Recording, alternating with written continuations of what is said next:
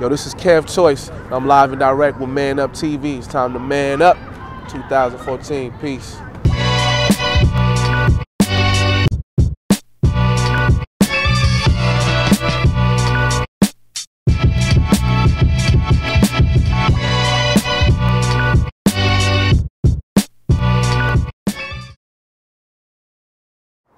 What's up? It's your boy, it's your man, it's your dude, Haroldinho, hitting you with another episode of Man Up TV. In this week's episode, we're talking about the value of black life. And if you've been paying attention to the news, social media, blogs, household conversations, you would have known that the verdict for Jordan Davis came in. And if you're not familiar with Jordan Davis, he was the teen in Florida who was gunned down at a gas station for knocking his music too loud with him and his friends. Now the good thing is that his murderer actually will go to jail.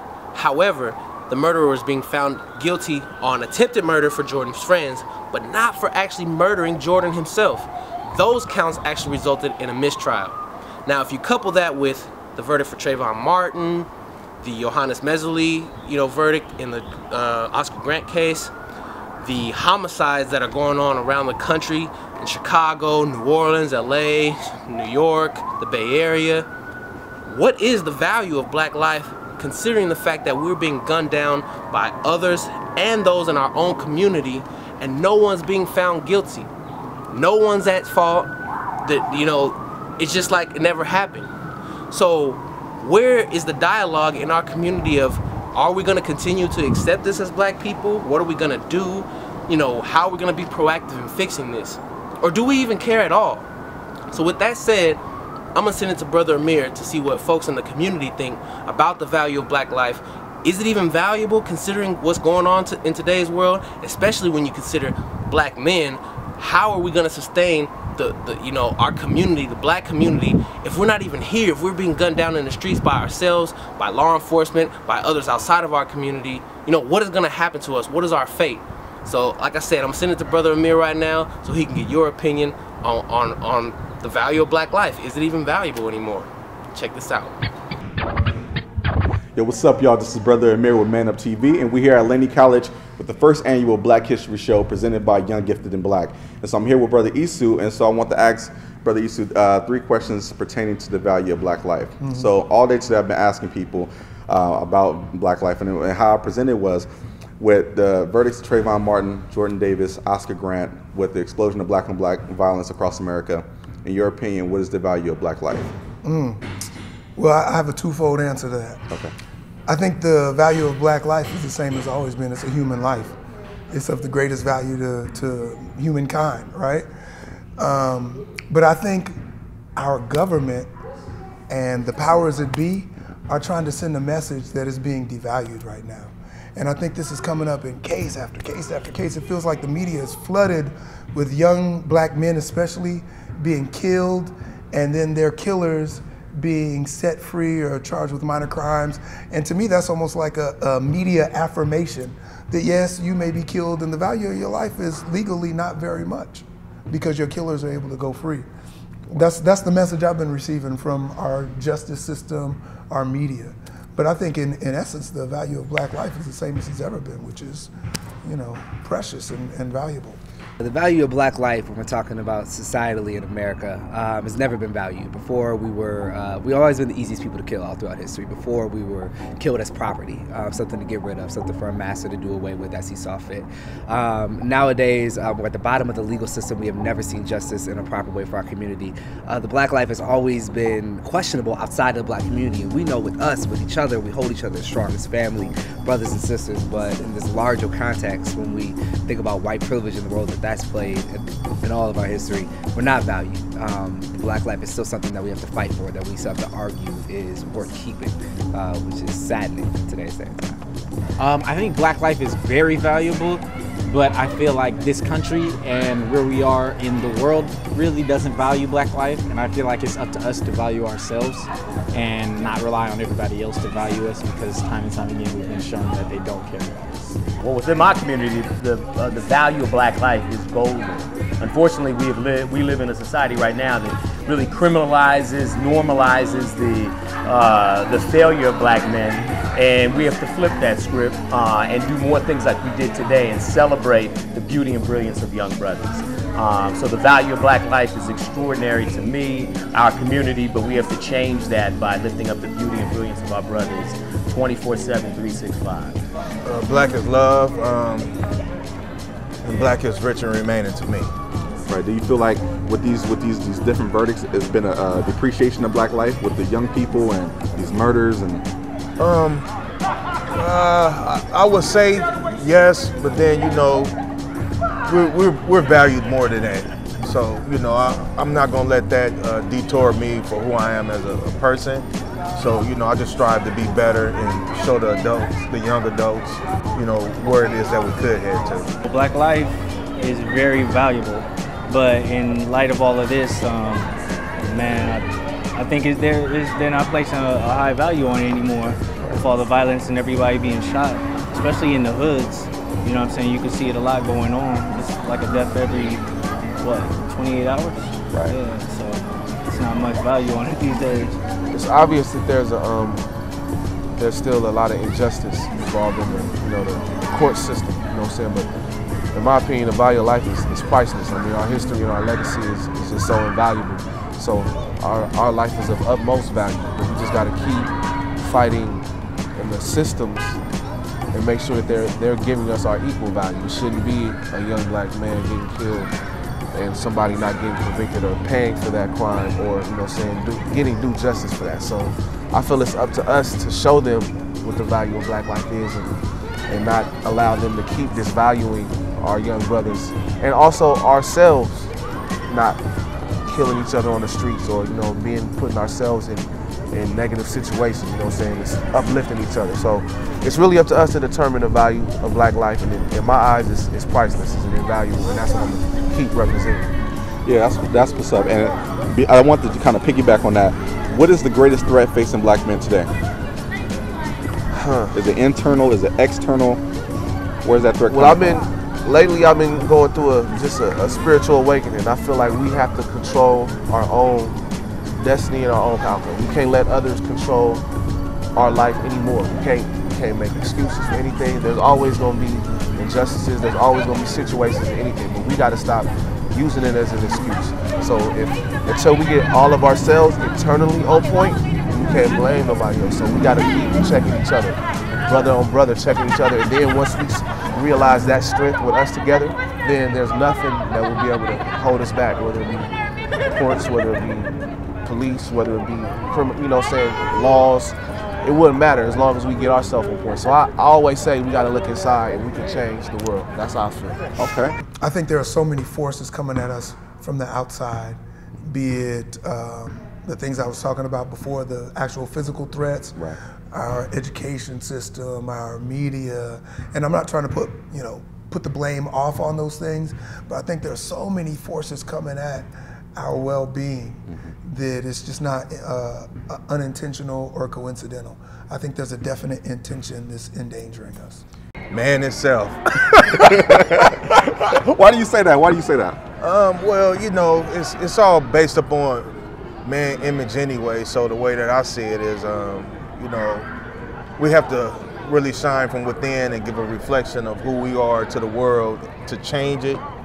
And me having children, I do my best to uphold what it is that I need to do to show the world that who we are as a people, that we could be better. So you feel like it's more internal versus like external threats, right? Yes, I do. Well, it's both. It's internalized white supremacy, where I think lack of knowledge of our history is definitely hurting us on one level. And the next level, I think other things that are hurting us is just, I work for the public school system, and the fact that we have to go outside to learn our history, the contributions that our people have made to the society, to really throughout the world. that's problematic. So again, we have to take it back into our own hands. In order to have the revolution or be a part of the revolution, it takes full engagement. And so we have to learn our history and her story.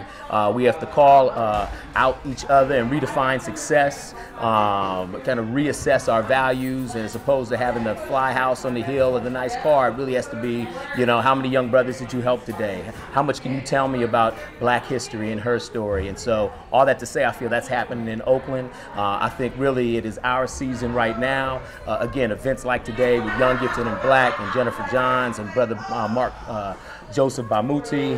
There's extraordinary things happening right now, but yeah, that's a little response. I think ourselves. I think we glorify violence and like the horrors of our community too much, and I feel like we're projecting those onto the young people, like the young people we saw today. There are a lot of kids who don't know their history and they don't know their past, and they're not being reaffirmed every day like the YGB kids are.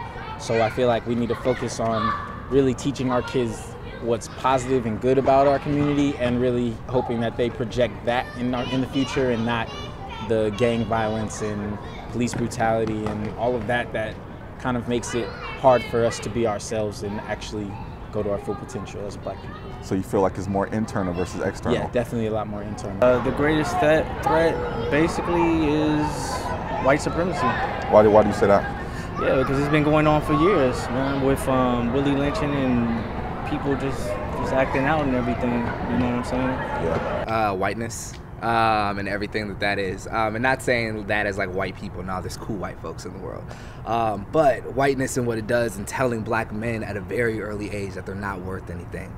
To have them expect the things that are going to happen to them are going to be normal, and that they're going to be, that systemic racism is not something that we need to be dismantled, but something that's just a fact of life. Right. So when we look at whiteness and everything it does, and keeping Black men down, and having other people keep Black men down, and Black women too, and everything about Blackness being wrapped up in this white veil of society, if we don't address whiteness and everything that it does to counteract the positivity within Blackness, then we will always be in danger as Black people.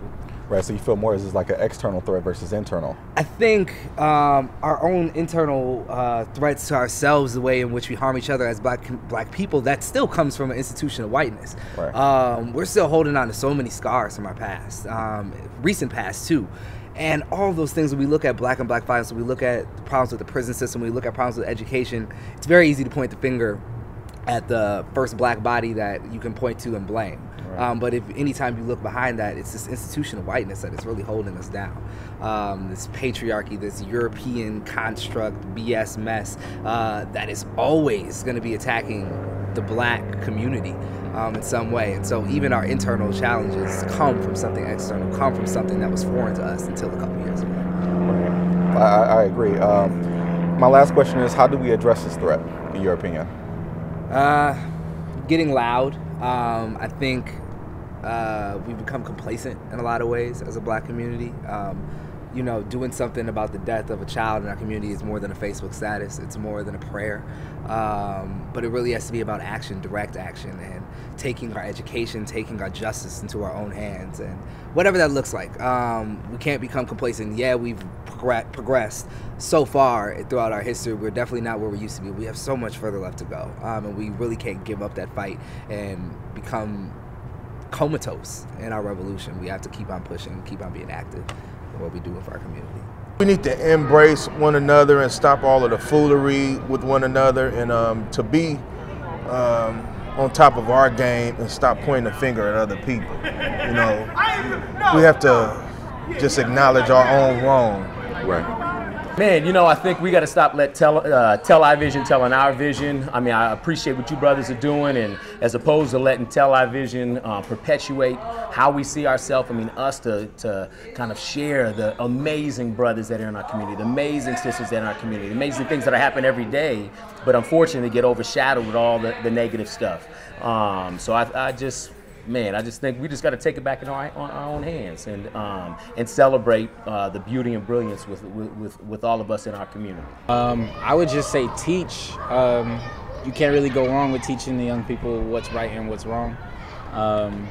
And really try to, whenever you see something that shouldn't be, just really speak up, and speak up for justice, yeah, but also for the future of us as a people? Through education, through community, people getting together, you know, and just educating themselves. I don't have an answer for that yet. I think that answer is internal. I think there's where we need to get stronger internally, and we really need to be super solid among ourselves, but within ourselves first, and among ourselves, we need to be super solid, and we're far from it. I think these things right now are, I wouldn't say getting the best of us, but I think they have us on our heels. Well, I thank you for your time. All right, I appreciate it. This is Brother Amir, this is Brother Isu, and you're watching Man Up TV. Respect. What's up, y'all? It's Big Brandon from Man Up TV. As always, we want to thank all of our interviewees for their responses, giving their time and their good responses to our questions regarding the worth of black life. You know, as I was listening to the responses and watching along with you guys, I was thinking to myself about the external threats, that's all envy, that's all shade that's thrown on us from the outside.